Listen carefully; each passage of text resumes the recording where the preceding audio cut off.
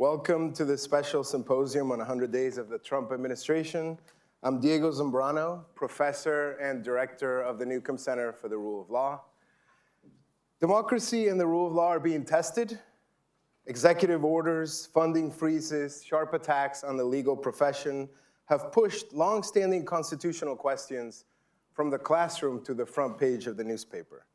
So today's program is going to drill into three core issues: the scope of presidential control over agencies and the purse, the judiciary's capacity to curb executive overreach, and the independence of the legal profession.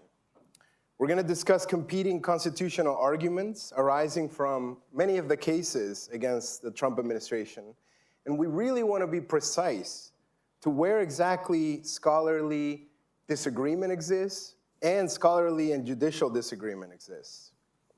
By the end of the day, we're going to translate a lot of the insights into a symposium issue published by many of our contributors today. So with that in mind, let me turn the program over to our first panel and our first moderator, my colleague, Professor Bernie Myler. Welcome. Thank you. Welcome. Welcome, everyone. I'm really delighted that Diego asked me to moderate this wonderful panel with a distinguished set of commentators. The first person on the panel is Aditya Bomzai, to my direct left, who's a professor of law at the University of Virginia. He teaches administrative law, advanced administrative law, civil procedure, computer crime, and conflicts of law, and has written extensively about these and related subjects. Before entering the academy, Bomzai was an attorney advisor in the Office of Legal Counsel of the U.S. Department of Justice, and an appellate attorney in both private practice and for the National Security Division of the Department of Justice. We're going to see some commonalities in terms of OLC practice here. Earlier in his career, he was a law clerk to Justice Antonin Scalia of the U.S. Supreme Court and to Judge Jeffrey Sutton of the U.S. Court of Appeals for the Sixth Circuit. Turning to the screen, our next presenter who will be in dialogue with Professor Bomzai is Peter Shane. Peter Shane is a leading scholar in U.S. constitutional and administrative law with a special focus on the American presidency and the separation of powers. His latest book, Democracy's Chief Executive, Interpreting the Constitution and Defining the Future of the Presidency, was published by the University of California Press in 2022. He is currently a distinguished scholar in residence at NYU, and he is professor and Jacob E. Davis and Jacob B. Davis II Chair in Law Emeritus at the Ohio State University's Moritz College of Law. He also served as an attorney advisor in the U.S. Department of Justice Office of Legal Counsel and as an assistant general counsel in the Office of Management and Budget before entering full-time teaching. Finally, last but not least, Zachary Price is a professor at UC Law SF, where he teaches and writes about constitutional law, administrative law, and criminal and civil law enforcement. His scholarly work focuses on constitutional questions generated by current political polarization. Professor Price's book, Constitutional Symmetry, Judging in a Divided Republic, was published by Cambridge University Press in November of 2024, just recently. He joined UC Law SF following a fellowship right here at the Stanford Constitutional Law Center, and before entering academia, he also served for 3 years as an attorney in the U.S. Justice Department's Office of Legal Counsel. So we have real experts on presidential power here. So without further ado, I will turn things over to Professor Bomzai. Thank you so much, Professor Myler. Thanks to Professor Zambrano and the organizers for including me. And thanks to all of you for being here today to talk about this, to my mind, extremely interesting and consequential topic. When he invited me to this panel, Professor Zambrano asked if I could briefly describe the contours of the debate on the topic of the removal power, and then, as precisely as possible, describe the sources of disagreement about the meaning of the Constitution and its history. So let's begin. I'm just going to have like a big picture bird's eye view initially. It seems to me that everyone can agree that the federal Constitution creates a unitary executive in one sense. At the Constitutional Convention, the question arose whether to, I see there might be a little, but I'll continue. Yeah. The question arose whether to give. Maybe speak. Oh, sure. Yeah. Whether to give the executive power to a single individual who would fill the office of the president as proposed by some in the Virginia plan, or to have several executives or an executive council, as proposed by others. The latter notion was by no means outlandish, because many states had and continue to have plural executives, and some even viewed the Congress under the Articles of Confederation as a plural executive authority. For instance, Thomas Burke, who was a delegate from North Carolina, described the Continental Congress in 1779 as not a legislative body, but a deliberating executive authority. So the idea of a single executive won out at the convention and made its way into our Constitution. And that means, at least nominally, in form, there is a single executive atop the executive branch at the federal level. And the question then becomes whether the Constitution means for there to be a single executive in both substance as well as in form, and if so, what the contours of that substance might be.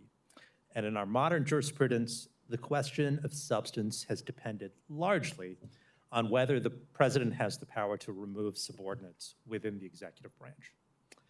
To take a somewhat fanciful example, imagine that our current Congress were to cleave off a portion of the executive branch, something like, say, the State Department, and render its head not answerable to the president. Let's say, rather, instead, to the Senate Majority Leader. What then? Would that be constitutional?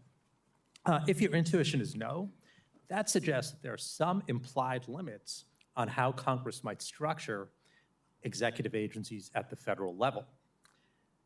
Where do these implied limits come from, and what are their contours? Well, so the first clause of Article 2 of the Constitution vests the executive power in a president of the United States.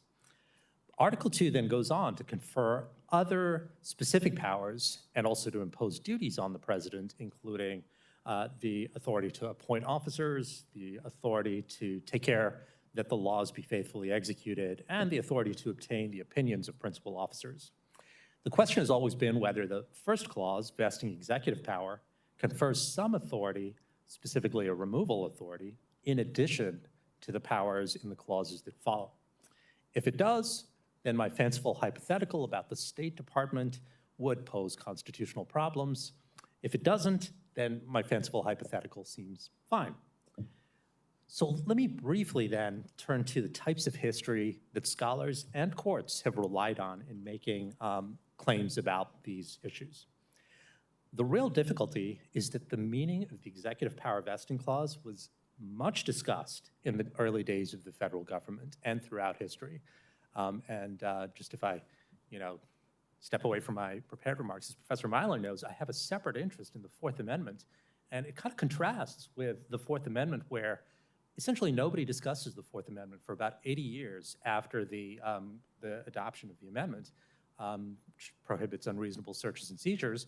And so it's the lack of evidence that really makes interpreting that provision a problem. In this case, there's just so much evidence, and literally everyone who had an opinion about law seems to have had an opinion on the president's authority to control the executive branch, such that you can find treatments of this issue from people like Alexander Hamilton, John Marshall, Daniel Webster, James Kent, Joseph Story, Benjamin Curtis, who was the dissenter in Dred Scott, later the lead attorney for Andrew Johnson in his impeachment trial. That's in part, I think, why the issue remains absorbing to this day. I truly could not do justice to all the various nuances in the time available, so let me sketch out the contours. The very first debate that occurs in Congress engages in a dispute over the meaning of the Constitution about this question. The debate arose because there was a draft bill which contained language granting the president authority to remove the heads of the Department of Foreign Affairs and then the Treasury and Department of War, which prompted dispute over where the Constitution lodges the power to remove, if at all. Some, like James Madison, argued that the executive power vesting clause conferred a power to remove on the president, which Congress could not modify. Others argued that because the president appointed with the advice and consent of the Senate, the Constitution required that he could remove only with the advice and consent of the Senate. Still others argued that the Constitution was silent on the question, and so the whole matter was left to Congress to decide as it sees fit. Scholars continue to debate the import of this decision. Maybe we'll return to that at some point, this debate, which is called the decision of 1789. But one aspect of it is undeniable, and that is that it was a close debate with a tie vote in the Senate that had to be broken by Vice President John Adams, who adhered to the position that the executive power vesting clause conferred removal authority on the president. So then that's one historical episode. Second, if we turn to another, the question arose with great ferocity during the Jefferson administration when issues relating to the removal of the justices of the peace of the District of Columbia made their way to the courts, including all the way to the Supreme Court, in a case you might have heard of, Marbury versus Madison. And if we turn to another historical set of episodes, third, the question arose with equal ferocity when Andrew Jackson dismissed the Secretary of the Treasury to initiate, when he failed to initiate a funds transfer to weaken the power of the Second Bank of the United States.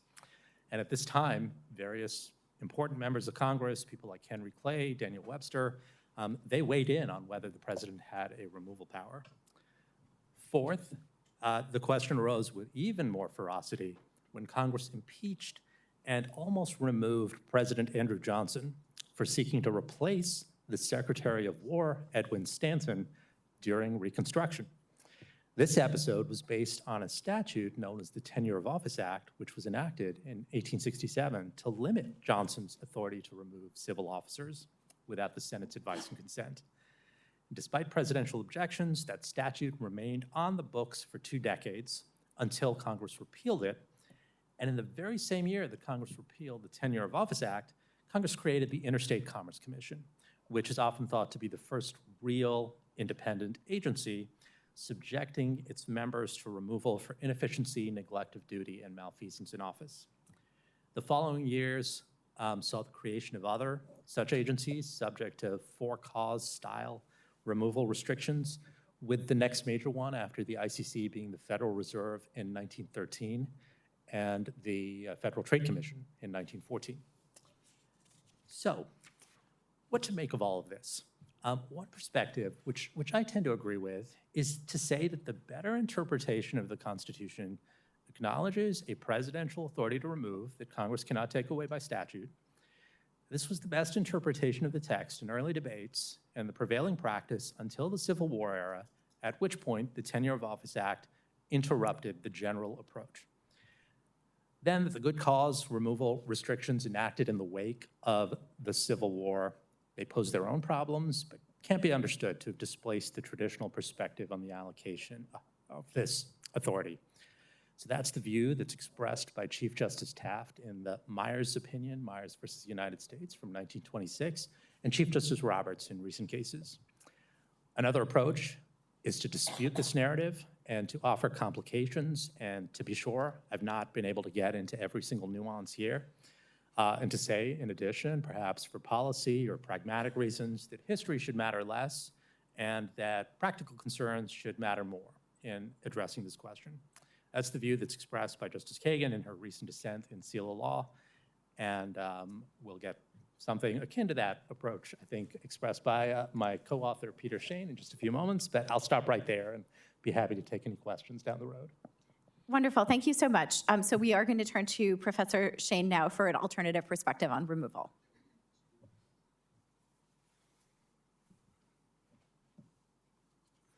Thank you very much, and I want to thank the organizers for allowing me, through this medium, to continue Aditya's and my coast-to-coast civil disagreement tour, which will be coming to a city near you as soon as possible. Yes, I have a very different view. I would argue that the Constitution, soundly interpreted, gives the president at-will removal authority only with regard to officers assisting in the discharge of the president's exclusive Article 2 duties.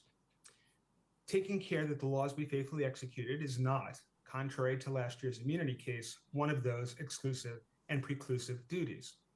If that clause implies any removal power at all, it would be limited to good cause removal authority so that the president could remove malefactors from office. Otherwise, whether the president has at-will removal authority or good cause removal authority is entirely up to Congress. And note, by the way, that the president's explicit Article 2 duties with regard to foreign affairs are enough to take care of Aditya's hypothetical. In other words, the Secretary of State would still be removable at will, even under my view. Secretary of Labor is up to Congress. So unitary executive theory opposes this view, and as I discussed in the Harvard panel that Aditya and I did, I have 4 problems with that theory in general. One is, I argue that the highly formalist originalism of the kind that the court claims that it practices, that's rooted supposedly in the world of 1789, I would argue is indefensible as a method for determining the constitutionally proper relationship between a 2025 president and a government established today that's about the size of the entire population of the United States in 1789. The role of the United States in the world, the relationship of the president to government is so institutionally, socially, economically, and politically different. It's a little weird to think that we are bound by whatever the organization chart of 1789 might have been. The second thing I would argue is that my reading of the text fits a vision of the checked and balanced presidency much more readily than it supports unitary executive theory. In fact, unless you're reasoning backwards from your desired conclusion that the president has complete removal authority, I don't think you would come up with unitary executive theory as a likely reading of the text. The vesting clause clearly does not give the president all the executive power, contrary to Justice Scalia. There are places in the Constitution where it's explicitly shared with others. The president is not a one-person branch. There is a reference in Article 2 to executive departments. These departments have duties assigned by Congress. So it is the duties assigned by Congress about which the president can seek the opinions and writing of the heads of those departments.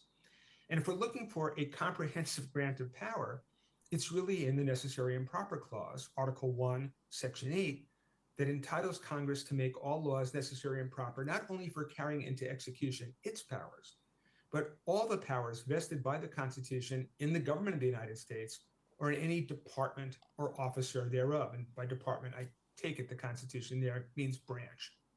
So I think textually, the theory of complete removability is a bad fit. Third, as I said, the departments have duties assigned by Congress. That's clear. The opinions clause, it would be weird if the president has this complete removal authority over administrators. And if we're going to engage in highly formalist originalism, then my third problem, and I'll be a little more specific about this in a moment, is that the relevant history is most consistent with congressional authority, not presidential authority, over the tenure of officers. And finally, I would just say as a general problem that the Roberts Court has gone beyond the removal power to a yet more aggressive version of unitary executive theory, which too easily metastasizes, and I think has metastasized, into legitimating the kind of would-be authoritarian presidency that we're experiencing now. Diego asked us to be specific. So to put this in context, and this gets back to what I've described as my third problem, which is if we have to do the formalist originalist thing, the Roberts Court's formal originalism gets things wrong. And to put this in context, let me say what I think the originalist fight is really about. The question is whether Article 2, as written, would have signaled to the people voting on it a comprehensive presidential removal power vis-a-vis executive officers. That's what counts, right? That's the whole theory of original public meaning. This is the thing that they adopted. This must be what they understood.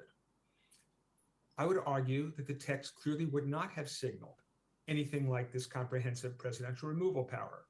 There's no removal clause in the text. There was no defense of comprehensive removability or any declaration that the president has such authority in the debates over the Constitution itself in Philadelphia, or as far as I know, any of the ratifying conventions. Hamilton and Madison, describing the new Constitution for voters in the Federalist Papers, specifically denied that all of these officers would be removable at will. The argument sometimes is made, well, they changed their opinions later. Fine. But the voters didn't have a crystal ball. The voters looking to see, what is the thing that I'm voting on, would have seen Hamilton and Madison say there would be stability in the administration because people would continue in office. Early state constitutions, predating and around the time of the drafting of the federal constitution, combined executive power vesting clauses with explicit legislative authority over at least certain clearly executive officials. So it was not assumed, people would not have assumed that the vesting of executive power implied complete presidential control over executive officials. And prosecutors, who Unitarians now often tout as the quintessentially executive officials, would have been thought in 1789 to be at least as much officials of the court as officials of the executive branch. The mood of the ratifying generation, despite anxieties about legislative behavior between 1776 and 1787, that mood was still anti-monarchical, and the removal powers of European and British monarchs have themselves been overstated by the originalist historians. And if we're talking about a power that is implicit, even if I were to concede that there was some power of removability implicit in the vesting power or implicit in the take care clause, that power would not be indefeasible. Implicit powers are not beyond Congress's authority to regulate.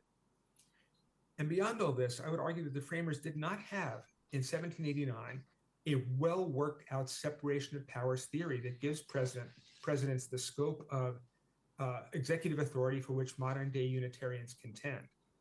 The work of the first Congress, to the extent it reflects original public understanding, shows eclecticism in institutional design, giving a variety of administrative tasks to people over whom the president did not have direct removal control. And that Congress was much more pragmatic than wooden, highly formalistic originalism concedes. If I had more time, but I hope when we get to it in questions and answers, I tell you how I think the court ought to decide the Federal Trade Commission and NLRB cases that are heading its way, and how they could do that even without overruling SELA law, although in my heart of hearts, I wish they would. Thank you. Thank you so much. We're going to turn to Professor Price now. All right. Well, thanks to Professor Zambrano and the organizers for having me. It's a real honor to be here. I'm going to talk about impoundment, which is basically a fancy term for an executive refusal to spend appropriated funds. And this is relevant because the Trump administration may or may not be claiming a constitutional impoundment power. It's not completely clear. But if they are, I'll suggest their position is quite weak. I think the removal question that Professor Shane and Baumsai were just debating is difficult, but I think this one actually isn't. So that's going to be my core point. But I think there's also a sort of practical political argument that animates the administration's position, and therefore also worth thinking about, and that is the notion that the president is better positioned than Congress to exercise spending discipline and represent the common good with respect to expenditures. This argument actually does have a long history. It's informed some really important reforms in the past. But I think even if it were relevant to the legal and constitutional debates right now, I don't think it holds much water given current political realities. So I'm going to just briefly elaborate on all three of those things. First, what the administration is doing. Second, why at least some of it is unlawful. And then third, why this kind of implicit claim of a democratic mandate for impoundment is unpersuasive. Okay, so what is the administration doing? As you're probably aware, the first 100 days of Trump have involved a lot of cost cutting. We had several day one executive orders that imposed pauses on certain spending. DOGE, the Department of Government Efficiency under Elon Musk, cut staff and spending in a number of agencies. The Office of Management Budget imposed a government-wise freeze on certain other spending, though it later walked that back. It's a little unclear what how genuine the freeze seemed to sort of continue in some areas. So the question is, are those actions lawful? I think at least some of them probably are not. So since 1974, there's been a statute called the Impoundment Control Act that generally makes it unlawful to decline spending. That law has been understood to allow spending delays for so-called programmatic reasons, meaning reasons relating to program administration. And I think some of the pauses and freezes may fit within that category, but I think it's hard to say that all the cuts and delays that the administration has been doing satisfy that legal theory or any other statutory authority I'm aware of. So it seems like in practice there's some impoundment going on. Okay, so that then raises the question of the Constitution. So to the extent this statute requires spending, does Article 2 justify disregarding those limits? I think there's not an Article 2 justification for impoundment. And I think here it's important to note, first of all, what's at stake functionally. I think Congress over time has conferred broad powers on the executive branch in many areas of policy.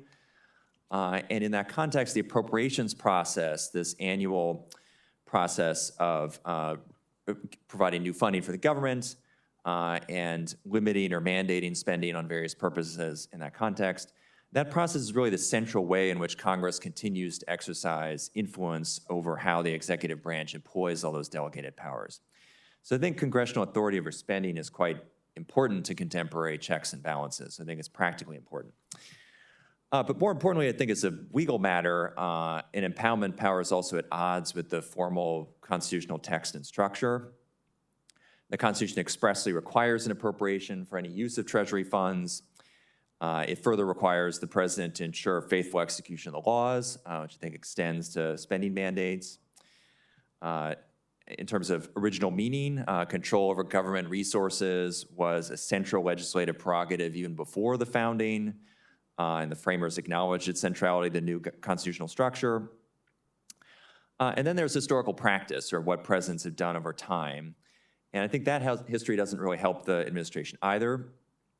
It is true that presidents have impounded funds historically, but they often had a clear statutory authority for doing so, and even when they didn't, they typically framed their arguments in practical or statutory terms rather than in terms of a constitutional justification.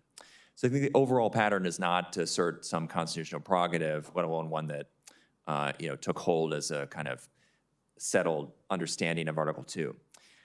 The big exception to that pattern is Richard Nixon, who did undertake massive impoundments without statutory authority and did advance an Article 2 justification for doing so.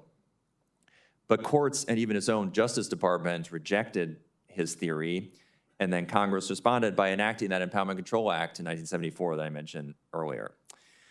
So I think overall, none of the conventional constitutional considerations, none of the conventional considerations in constitutional analysis, text, structure, original understanding, history, functional balance between the branches, none of them justify a constitutional impoundment prerogative. Okay, so that means Trump seems to be impounding at least some funds. Doing so is unlawful. I think that should end the story as a legal matter, but as I said, I think there's a last point worth addressing. So it's a little unclear, but Trump and key figures of the administration have seemed sometimes to be making a kind of quasi-constitutional claim of democratic legitimacy to kind of motivate their legal analysis. And the idea seems to be that an executive impoundment authority is necessary to advance the public interest because Congress is too beholden to narrow constituencies and special interests to act with appropriate discipline. So this shows up in at least some of the statements and rhetoric surrounding these actions. So this idea actually does have a long history. It was pretty central to some important reforms in 1921 that gave the president greater authority over the federal budget. It was also one of Nixon's justifications for his impoundments. Nixon told reporters in 1973 that, quote, "The difficulty, of course, is that the Congress represents special interests." And then he said, referring to himself implicitly, "There's only one place in this government where somebody has got to speak not for the special interests, which the Congress represents, but for the general interest." So this idea the president's kind of above the fray can take a holistic view in a way that Congress finds difficult. So the administration sometimes seems to be echoing that sort of claim, and it is certainly true that appropriations legislation often involves log rolling together a lot of disparate narrow priorities and pet projects that can be a bit unseemly. But I actually think in the current moment, that aspect of appropriations is more of a feature than a bug. At this point in history, I think it's pretty hard for presidents to claim that they represent the American people as a whole in some meaningful political sense. They instead represent one side of our quite polarized and acrimonious politics, and they frequently behave accordingly in office. I think the current administration especially. So in that context, I think the best we can do in terms of representing the overall national interest is not some unilateral executive action, but instead the mechanisms that the framers designed for this purpose, namely the federal legislative process of bicameralism. That process, by design, requires, broad buy-in for significant policy changes, overlapping majorities supporting major action, and I think that process can plausibly represent the overall public will in our sprawling, divided, internally diverse polity. And as I said, the appropriations process is a place where that sort of representation has remained quite effective in national governments, despite polarization and other challenges. So I think for that reason as well, we should be wary of efforts to degrade the importance of degrade congressional authority over appropriations. So in short, for all those reasons, I think courts and others should reject any claimed constitutional impoundment power that the administration may be asserting. So I'll stop there and look forward to the discussion. Great. So I will follow on in my remarks from what Zach concluded with in terms of executive power over spending. And I've been thinking recently about the ways in which President Trump in particular, has maximized the use of spending power as a tool of executive authority, both in his first administration and today. So I've been playing with titles like spender-in-chief or the unitary spender. But Trump has embarked on a bunch of spending-related strategies over time. And just to remind you, in his first term, he worked on removing funding from so-called sanctuary cities, which refused to share information about immigrant identity or other materials with the federal government. He also leveraged the National Emergencies Act to argue for diverting money from military and other expenditures to the border wall, and also engaged in other efforts that were really based in spending. Now, his strategy has seemed to be doubling down on this use of spending and executive authority over spending. So among the many examples are punishing hospitals that offer gender-affirming care by withdrawing funds, cutting or threatening to cut universities' grants based on claims both about Title VI violations and about DEI programming, taking away states' resources because of their refusal to share immigration-related data collected by law enforcement, and many other instances. So there are a lot of issues that arise here, including ones of administrative law, but I want to focus particularly on the constitutional dimensions, which are also multifold, and I will just briefly review those here. So first, there's a question that really overlaps with what Professor Price's presentation talked about in terms of impoundment, and this is the scope of presidential and agency authority to reinterpret congressional statutes having to do with spending.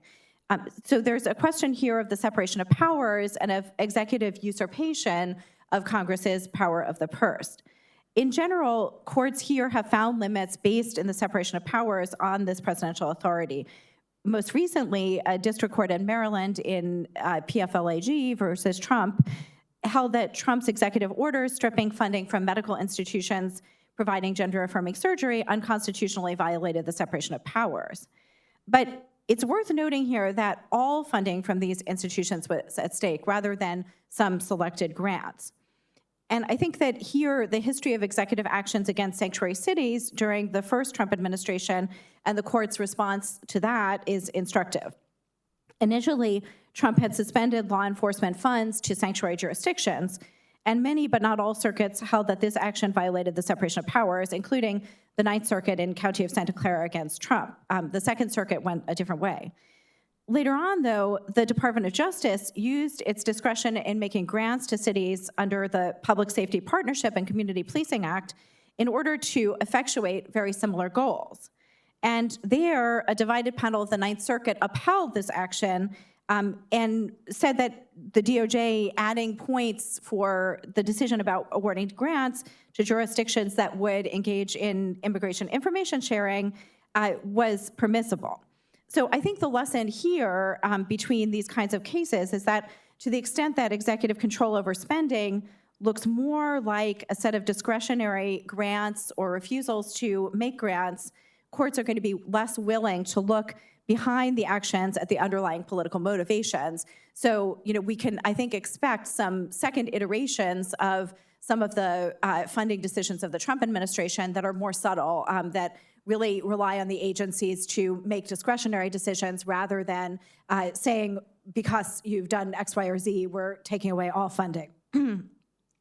Secondly, even, and this is the kind of second point, even when there is presidential authority to implement conditions on spending or to put these conditions into effect, there are a number of obstacles presented by existing case law on conditions on federal grants, and I think particularly those pertaining to states. And there's a different set of cases pertaining to grants to entities versus conditions on funding to states, and I think that those two lines of doctrine may need to be reconciled a bit more.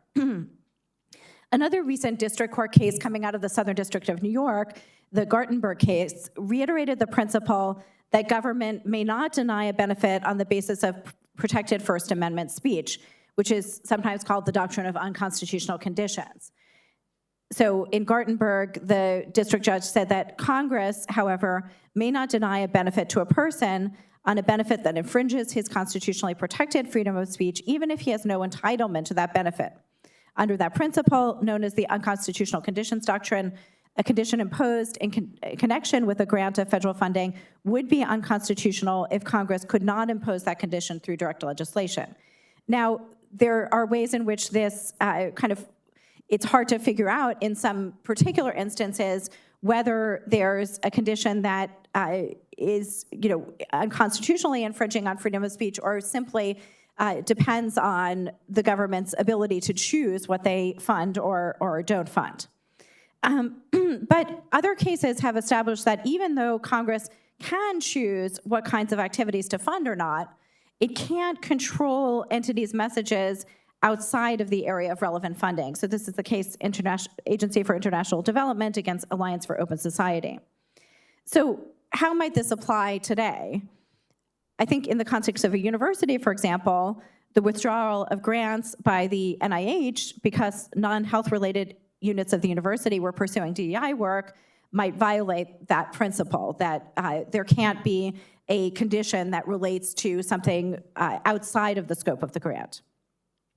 Less talked about, but I argue still relevant, even outside the context of conditions on grants to states, is the set of cases delineating the ways in which Congress may permissibly condition grants of funds to states. There are particular considerations of state sovereignty that are relevant in the context of these cases, but other concerns pertain to both states and private actors, I think. So the two, I think, most recent relevant cases of under this doctrine are the Dole case, South Dakota against Dole, and NFIB against Sebelius. And I just want to focus on a couple of particular factors that I think are important right now. So one includes the question of whether a condition on a grant to a state was unambiguous. And this is important because the court has thought of grants to states as kind of contractual. So if the state accepted a condition without really understanding what was entailed, then that might be an invalid contract. And that appeared in the NFIB against Sebelius case involving the Affordable Care Act, involving the question of whether the change in Medicaid under the Affordable Care Act could have been anticipated by the states when they agreed to the arrangements around Medicaid. But it also involves the question of coercion and when persuasion crosses the line into coercion. So that's another factor. And I think perhaps most importantly, and I'll conclude here, as the Dole case explains, Congress cannot force states to implement violations of their citizens' constitutional rights through the spending power. So, for example, if Congress were to implement a condition on receipt of criminal justice funds that required a state to engage in a form of administration of the death penalty that has been considered cruel and unusual punishment, that would be impermissible in the legislation under the spending clause because it would require the state to violate its citizens' constitutional rights in order to receive the funds. And I think it's this particular condition and this particular view about conditions on funds to states that I think should be thought about in relation to conditions on spending more generally and reconcile with the unconstitutional conditions doctrine coming out of the context of other government grant programs. Because we might wonder, is it any more acceptable for Congress to mandate that private entities violate constitutionally protected rights than that it requires states and other public entities to do so? I would argue that it shouldn't be. Okay, so with that, I want to start our Q&A period, and I'll just throw out a couple of questions for the other panelists, but you don't have to respond now. We'll just collect questions from the audience after that, and if it turns out there's time, we can come back to these. But listening to Professor Bamzai and Shane, I wonder what their views are about how far down the presidential removal power would go. Professor Shane stated that in certain areas where there is Article II power, removal should be permissible. So, for example, with the Secretary of State. But would that include then all officers within the jurisdiction of the State Department or employees? And this kind of goes back to a comment that Justice Breyer made in a dissent in an earlier case where he was worried that the civil service might be endangered by an excessive interpretation of removal power. And then turning to Professor Price's remarks, I was curious about two other questions. So one I think conflict that has come up in the recent administration is between a kind of corporate view of government and some other view. And we could read Musk's kind of cost-cutting exercise and DOGE as, in a way, implementing a corporate view within the context of the federal government. And I think that might have a relation to your point about, the claim that there is some kind of executive legitimacy in engaging in cost cutting. And if we think about private companies, we might think of the CEO as kind of ultimately taking responsibility for cost cutting. But how should we think about government as different from private companies, potentially? And then also, in terms of the exercises of discretion around impoundment, is there a difference between exercise of executive discretion with regard to law enforcement and impoundment? But I want to open up to questions from the symposium guests, who are such a distinguished group that I want to make questions available now. So I think there are microphones on either side of the room. Is that? And then, okay. Nope. Okay. Okay, so if you would make your way to the microphones if you have a question, or we could pass it around. Okay. I just want to put a couple questions out there. Thank you so much for the presentation. So to Zach, Professor Price, and Bernie, can you speak more broadly about non-enforcement? So I recently heard Jack Goldsmith say that he's more worried about the TikTok case than he is about impoundment. It seems like we all agree that the administration is on really weak footing on impoundment. What about more broadly non-enforcement of obligations like the TikTok ban? Are you more worried about that, Zach, than you are about impoundment? It seems like a dispensation power, right? What the King of England was denied in 1688, to just decide when the law is enforced. And so just speak briefly about that.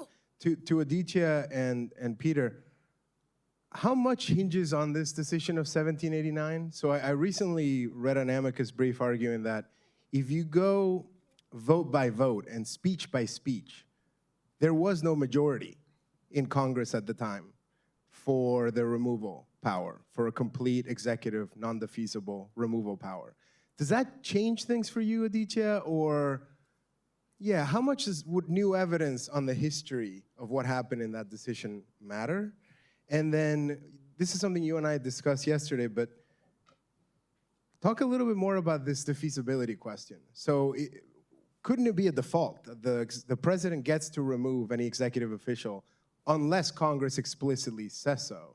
And in that case, we've kind of reconciled all of this, right? And we still get for-cause protection.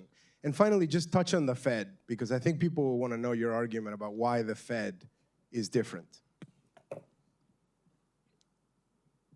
Zach, do you want to? All right, well, those are all great questions, so let me try and hit them all briefly. So I do think non-enforcement is a big deal. I think, unfortunately, there's a lot of water under the bridge at this point. So, you know, I've been arguing for a decade that the Faithful Execution Clause should establish at least a presumption against kind of categorical suspension of enforcement of statutes. There were a number of high-profile examples of doing that in the Obama administration, though, and since then we've seen that understanding of non-enforcement spread to a lot of state and local prosecutors on the progressive side. And so Trump is now sort of building on that. I do think he's extending it insofar as in the TikTok ban, he claims not only to be able to suspend enforcement of the law, but actually kind of hand out permission slips making conduct lawful. So, there are court decisions that invalidate categorical enforcement suspensions. I think courts would not treat the claim to have actually legalized conduct as effective. But at this point, we've got something of a bipartisan practice of treating law enforcement as optional. And I think that's very bad. I think it impairs the legislative process. It means that Congress enacts something, it can't have confidence that it'll be actually carried out in good faith, which would make it harder for it to enact laws in the first place. It might lead to more things like the Texas abortion-rated law that was very controversial, where you try and kind of use mechanisms of private enforcement instead. So I think it's a real problem, but I'm not terribly optimistic about it getting resolved. Briefly on Bernie's points about impoundment, I do think there's a kind of, I think it's an apt characterization that certainly Musk seems to have gone into government with a very private sector sort of outlook and not really appreciated the ways in which government is different. I mean, kind of abruptly canceling services just has effects in the public sector that does in the private sector. Also, part of the deal in public employment is that you're getting kind of security and job satisfaction in exchange for lower compensation. So I think it's very disruptive to come in and kind of upend that bargain. But in terms of the point I was making, I think you're right also to see a connection. I mean, Musk will say things like, this is what democracy means for, President Trump won, and so he should be able to do all this. But that's just not the structure of our constitutional system, which doesn't, gives the president certain powers based on his election, but it gives other actors kind of separate constituencies and parallel democratic legitimacy and expects policy to come out of a kind of tension between them. And I think this intersects with the removal debate a bit. I mean, I think, whatever you think about the kind of high-level removal, I think two things that are very important, possibly even more important for separation of powers, are that Congress can, first of all, assign statutory authorities to particular officers who aren't necessarily the president, and also it can kind of determine the overall capacity that agencies have by giving them certain levels of staff and resources. And the administration so far hasn't really attacked the first point, but the DOJ stuff really does try to undercut that second congressional authority, and I think that's quite damaging. Then finally, on the point about how are law enforcement and impoundment connected? So I view them as quite parallel in that respecting spending mandates, taking statutory enforcement seriously are both aspects of faithful execution. So I think the arguments run in parallel.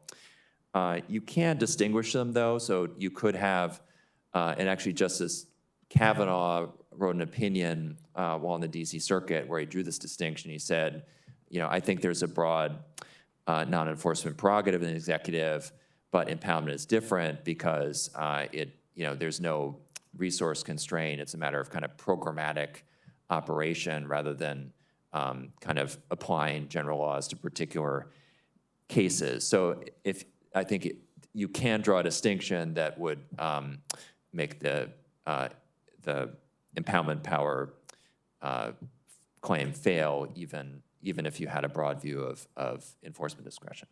Yeah, just briefly on the question that you raised in terms of like whether we should be more worried about non-enforcement. I mean, I would agree with Zach about the parallels between non-enforcement and in other areas, and then also the impoundment or the use of the spending power in other ways. And I guess the main thing I would want to point out is that in both instances, there's a line between permissible discretion and then a kind of overreach that makes the president more like a lawmaker. And I think it's sometimes hard for courts to figure out exactly what the right boundary is between that. And there might be certain kinds of exercises of discretion, like what I mentioned in terms of like the decision about which, kind of how many points to give to different cities for DOJ grants that are thought of as okay, even if they're not really in concert with the will of Congress.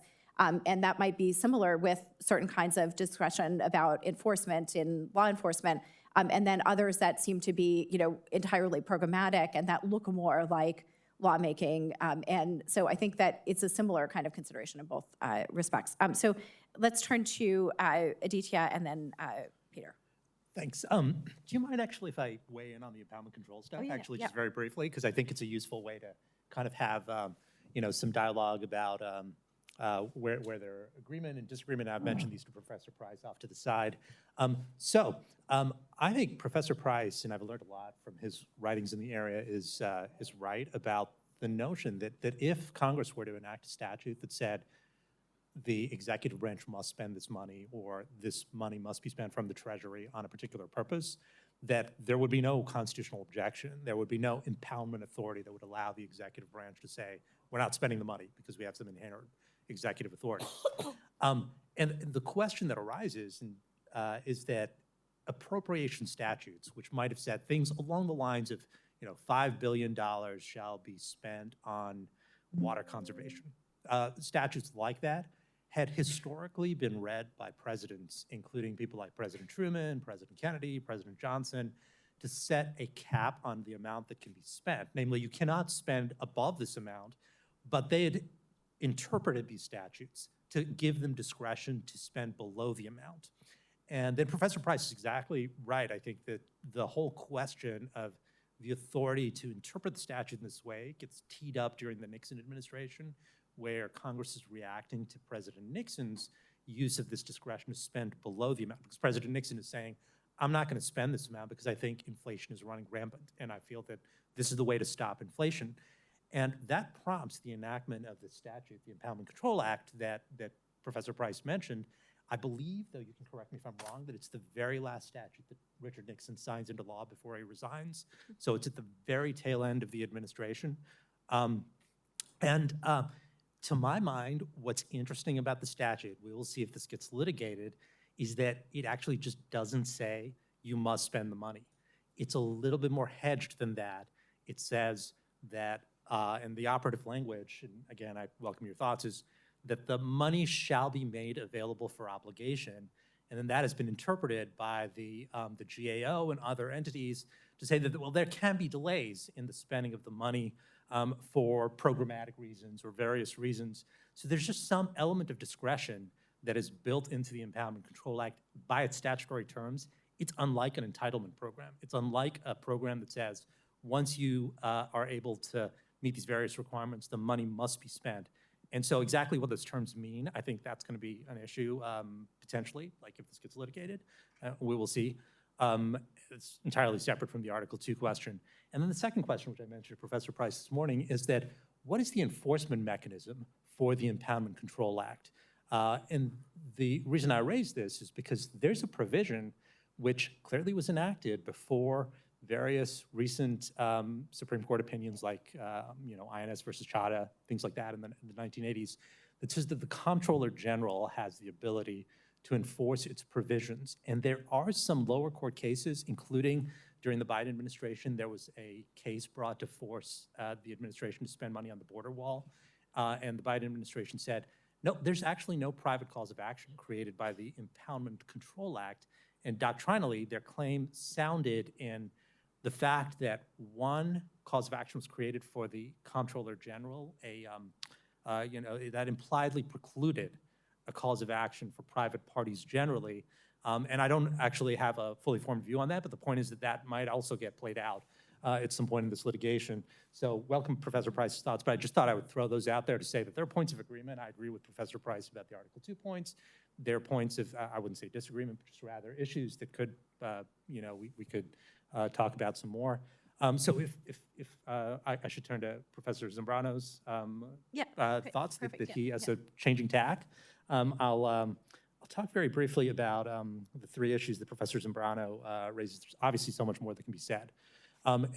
So as I mentioned in my earlier remarks, there's this debate that occurs in the first Congress, the very first constitutional debate, and it is about the removal question. Who gets the authority to remove members of the executive branch? And the debate ends with a statute being enacted that appears, and I'm hedging a little bit here because there are nuances, appears to presuppose that the president has some sort of removal authority. And the difficulty in the vote count issue that Professor Zambrano is pointing out, which has long been known. It's been known since the days of like Myers being decided, and I think it's Corwin who writes an article on this point and tries to do a vote count 100 odd years ago, is that it's possible that some members who voted for the bill, and there's like a sequence of bills, they thought, well, actually the language here is delegating authority from Congress to the president, and then there are others who quite clearly are embracing the notion that there is inherent authority in the president. So it's possible that there's some coalition, and as in many votes in Congress, it's kind of hard to tease out exactly what individual people mean, and people will try to do that by internal letters that they wrote to one another. And so the data points that cut in favor of the inherent authority acknowledgement view would be that right before the vote occurs, the very last vote, James Madison and Egbert Benson, they get up and they say, well, these are the reasons why we're voting for this bill. And they have their theory. And then after the bill is enacted, signed into law, Madison is writing letters to various people saying, we've now acknowledged that there's this removal authority that's in the president. And so I think one way you could say that, you could just say Madison was wrong, that he's spinning the vote. So that's not my view, but like you could say that. He's spinning the vote. He's coming to like his own priors on what various people intended. There are in fact folks who didn't support a removal authority who also have a similar view on what the outcome was. So they're writing letters to one another saying, oh, we acknowledged a removal authority when I didn't think one existed. So those are the complications, and I do think that they are there. And so hopefully that helps in people understanding the issue. On the question of defeasibility, I'm sorry if I'm rambling on a little bit too long, but just trying to get to all the issues. The question of defeasibility, I guess I'll open up a conversation with Peter because it sounded to me, and in the cases like Morrison versus Olson, various of the justices who have a more cabin view of removal, they would say that there is a removal authority over, say, the Secretary of State, over foreign affairs or military-style issues, because that's somehow core to the president's authority. Well, if that's so, then I would have the question: is that defeasible or not? And I think what they mean by that is that it's not defeasible. So there's some core authority that is not defeasible, then we are talking about what's the scope of that authority, which I agree is a question that could be debated. So maybe I'll just say that about defeasibility. Okay, the final question you asked is about the Federal Reserve. And I'll say a couple of things about that. The first is, it's very interesting to me that the Federal Reserve is sort of the reductio ad absurdum of this entire area of law.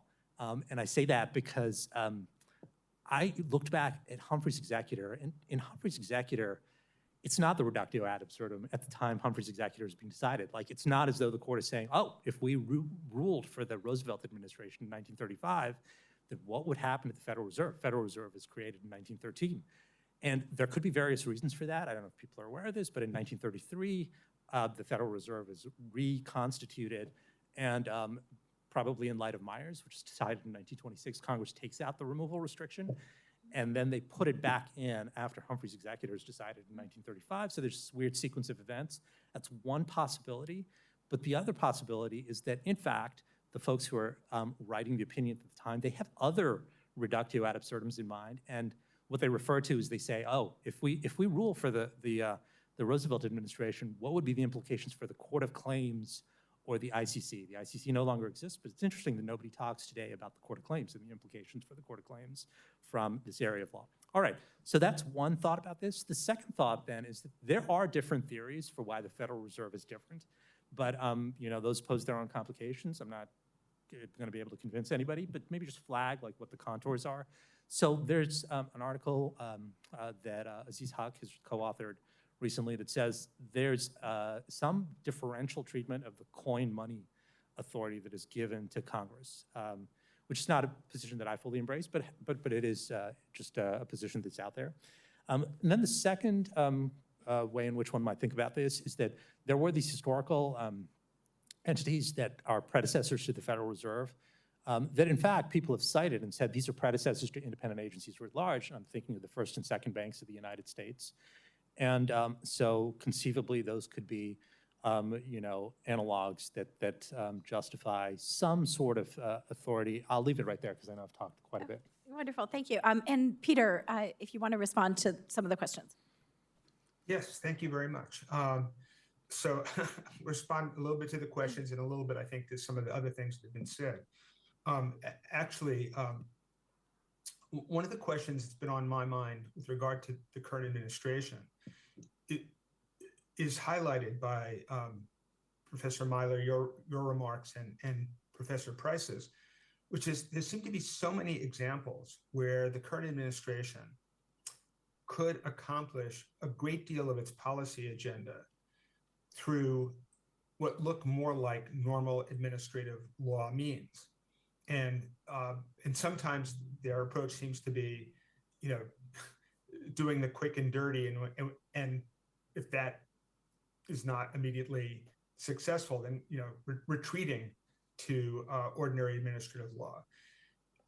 And I guess my own thinking about this is that the resistance to doing it in what would seem like the legally regular way, like working out the discretionary conditions that could be added to future grants, that kind of thing, is because this administration really is determined to see if it can get the courts to legitimate a much broader concept of the unitary executive that goes even beyond removal power. In terms of the sort of non-enforcement question, so Zach and I disagreed a little bit about this in the past. I mean, I generally agree with the rule of law orientation that his scholarship takes. It's just that it is a reality that comprehensive law enforcement is inconceivable. It would be inconceivable even with a larger federal budget, but it's certainly inconceivable with the resources now available to agencies. There's always going to be less than comprehensive enforcement. So the question then becomes, on what basis are the decisions made to pass up one or another case? And the argument that I've made, and I guess this resonates in the idea that the faithful execution clause is really the source of limitation here, is that where an administration announces criteria for enforcement priorities that can be interpreted as in good faith implementation of Congress's priorities, that's in some ways preferable to sub rosa, case by case. We're not really telling you why we're doing this or that kind of non-enforcement that sometimes occurs. And I think there is a value, I suppose, of public notice, even with regard to being explicit on the administration's spending decisions. With regard to the civil service question and how far down does this idea of an indefeasible power to remove officials go? I think, and I think the first Congress probably thought that what it then called the War Department and originally the Foreign Affairs Department, now we would call them Defense and State, are uniquely related to explicit specific powers granted by Article 2, namely with regard to treaties and work as commander-in-chief. Now, does that apply to everyone who works for the State Department? Well, no, but decisions would have to be made insofar as the lower level officials are or are not implicated in the constitutionally vested discretionary powers of the president. I think that would be true with regard to the Department of Defense as well. This administration is determined to, or is, I should say determined, it's willing to make constitutional arguments for presidential control over the civil service all the way down. As people in the audience may know, there is now a proposal that's been published by the Office of Personnel Management to revoke the Biden executive order that attempted to limit the conditions under which employees could be moved from the competitive service into the accepted service. There's an effort by the first Trump administration in its waning days to create a so-called Schedule F that would allow career employees who would not ordinarily be expected to change from administration to administration, think economists, statisticians, scientists, and so forth, to have these people taken out of the competitive service and put in a situation where it would be easier to discharge them at will. So Biden revoked that idea, and now OPM is reproposing it, but not as Schedule F. It's ironically, given the connotations of the initials, it's now would be the Schedule PC, professional/career. But it's basically the same idea, enhancing removal authority over the employees. It's not even clear whether they're officers, but employees who are doing work that could influence the policy of agencies. There are very strong statutory arguments that the Civil Service Reform Act doesn't permit this kind of change. And in the notice of proposed rulemaking, OPM has said, and by the way, if the statute is interpreted not to give the president this authority, it would be unconstitutional because Article 2 does give the president this authority. And I would just say, I think that's wrong. Let me just say very briefly, there are going to be cases getting to the Supreme Court involving the FTC and the NLRB. Could we collect a few more questions potentially? We're just almost out of time. I've just been told by Diego that we are running out of time. Okay, so not to complete that. That's fine. Yeah, Marty, we're going to collect a couple of questions because we only have 10 more minutes, even though Diego's given us a dispensation. So I see 3 questions. First, Marty. Okay, well, I'll be quick, and Peter, I'll do you the favor of asking to turn this to a more concrete, right, what's going on in the court right now with respect to the removals that President Trump has actually made. So the 2 cases that are before the court, potentially on the merits, the SG is asked to treat them as merits decisions, as merits cases, involve the Merit Systems Protection Board and the National Labor Relations Act. National Labor Relations Board. Members from both of those boards were removed in violation of their tenure protection under the statute, and the government's arguing that the president has the constitutional authority as to both. I guess I'll just tee, I had some comments and questions about Aditya's originalism and what it leads to beyond the removal power. It seems to be deeply inconsistent with much more than 200 years of American history. But I will just limit myself now to asking what you all think about what the court, I know what Peter at least thinks the court ought to do in those cases, but what the court will do, and whether in particular, whether it's possible that 5 justices, the chief and 4 others, might think that the NLRB members can be removed at will, but would issue a very different decision with respect to the MSPB, both because it's adjudicatory, and the chief did cite U.S. versus Wiener favorably in Sailor law, and because its whole function is to keep the executive branch in compliance with the law, to make sure that civil servants are not removed from their positions or otherwise punished unlawfully. And it would seem at least a little bit strange for the court to say that the fox ought to be able to guard the hen house with respect to whether the fox illegally killed chickens within the executive branch. So I'm just wondering, perhaps a little bit too hopefully, whether the court might decide those 2 cases differently. Great. So over here. Oh, you didn't have a question? Okay, yeah. Okay, there's a question over here.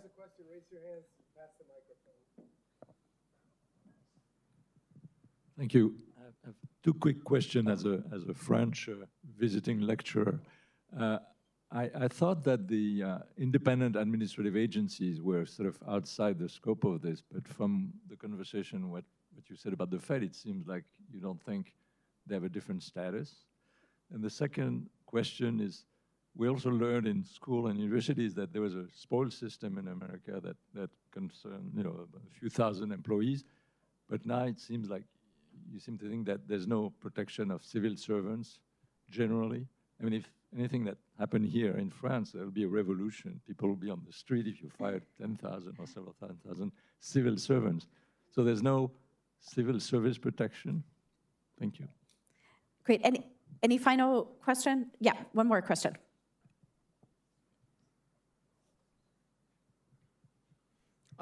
Professor Burney, I wanted to go back to something you'd said and clarify my understanding. I think you were saying that these efforts to coerce states to accept certain conditions in order to get funding would be illegal if it ultimately was pushing a state to accept something that violated constitutional rights of citizens. I just wanted to understand, is that the federal constitution or state-level constitution also? Great. So we have 90 seconds each to respond to this. Start with Zach. Well, I think I'll address the points that Aditya raised just briefly. So what I think the Impoundment Control Act does is kind of put in place a default rule that agencies generally need to spend their full appropriation. So before the statute, you had to go kind of statute by statute and draw inferences. Now there's a more clear default rule, but it does allow for the reality of kind of programmatic administration and even more so in the way it's been interpreted. So to be concrete about it, the USAID example has gotten a lot of attention. There may be grants where the government is already committed to spending the money, but I think in general it's not unreasonable for the administration to say we're going to pause at least new grants until we figure out what our policy is going to be in terms of priorities. That's the sort of thing that the Impoundment Control Act has been understood to allow. So that's why I was a bit cagey about what's unlawful and what isn't. In terms of judicial enforceability, there's also an interesting question. But before the Impoundment Control Act, courts heard APA suits challenging those Nixon impoundments. And I think that should still be possible today. You can either sue under the APA or possibly under the Tucker Act to say I'm entitled to a specific pot of money and not getting it. If you can't draw as clear an entitlement, that might be a different story. But I think there should be some way to litigate these issues. And then finally, to go back to something Bernie raised earlier, annual appropriations is a strange way to run a business, but it's there in part to give Congress ongoing authority over administration. And so it creates some frustration for the executive branch because it's hard to run agencies on this kind of annual timetable, but it nonetheless is serving really important structural values. And I think that's why we should protect it. Thank you. Yeah. Well, I think I spoke a lot earlier, so I'll rest mostly on the comments that I made. And I'll just add that if I could predict what the Supreme Court were to do, I'd be making a lot more money than I do right now. So there are people in the room who are much better, and maybe they will have some insight into that later on in the day. Peter. Well, I would just say, I think it would be a very bad look for the court to take upon itself deciding which multi-member agencies would be insulated from its theory and which not. I think it would be much preferable for the court to say, in SELA law, we were motivated not just by originalism, but by what we took to be its kind of dangerous innovation of the single-headed independent agency, of which there were very few. And I think we should take more seriously the role of stare decisis in respecting Humphrey's executor. It was an extraordinary unanimous opinion. 4 members of the court who were, had been in the Myers majority. It was a coalition of pro and anti-New Deal folks. And unlike SELA law, there would be significant reliance interest by a great many agencies that Congress had created in maintaining their independent structure. Kavanaugh explained as a lower court judge why there might be a principled reason for distinguishing multi-member and single-headed agencies. It would be an easy line to administer and much more judicially responsible than saying we can decide which independent agencies are justifiable under the separation of powers. Great, and just quickly in response to the final question, yes, so the federal government can't condition funds to states on the idea that the states have to violate someone's federal constitutional rights. So it doesn't apply to state constitutional rights. And my argument is that there are some similarities between conditions on grants to private entities and why is the principle kind of principally applied with respect to states rather than private entities as well. So please join me in thanking the panelists for a wonderful first session.